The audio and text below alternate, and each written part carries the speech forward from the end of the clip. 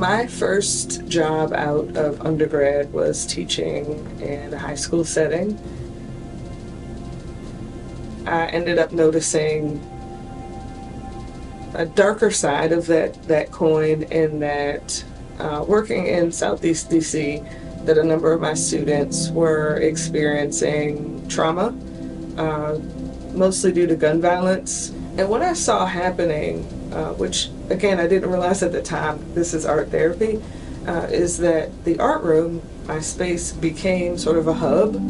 Students would gather, and some of them would just be in the space, some of them would be listening to music, but a lot of them were coming to use art materials. It became what felt like a healing space.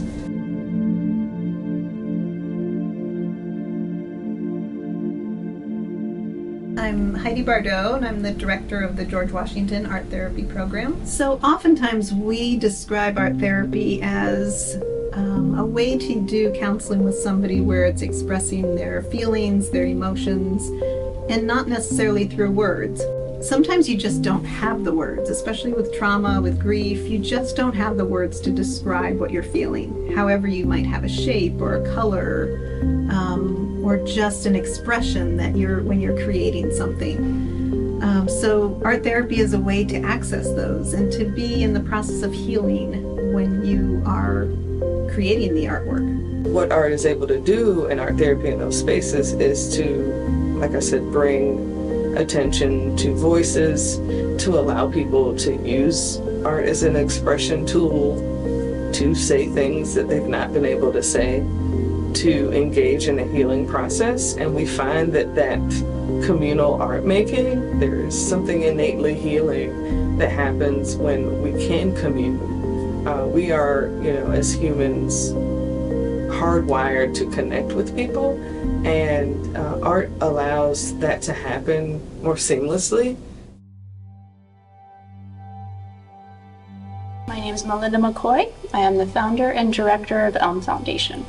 Elm Foundation is a nonprofit arts organization based in Brooklyn, New York.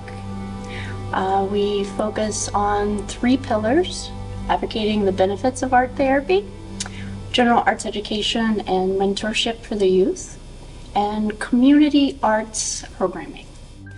I was inspired to create Elm Foundation out of my own personal family trauma. My daughter was kidnapped by her father internationally, and through that process I realized that she was using her art to work through the situation herself. I found her artwork online. This was at a point where I didn't know where she was, but finding her art, I could tell that she was using her art to work through the situation. I didn't think about it then, but later on when I found out that she was not okay mentally, and I turned back to the art, I came to the conclusion, why are we not offering more opportunities for art therapy for youth especially?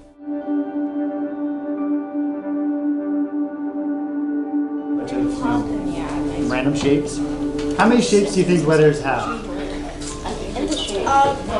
Letters?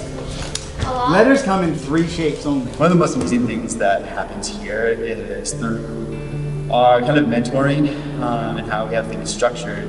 Seeing an artist validate a student's creativity, you see that student changes, and it's just like that validation is just, it's huge. And I think those little moments are what kind of guide our lives almost. And so I get a little choked up talking about that because it is so profound and it's in real time.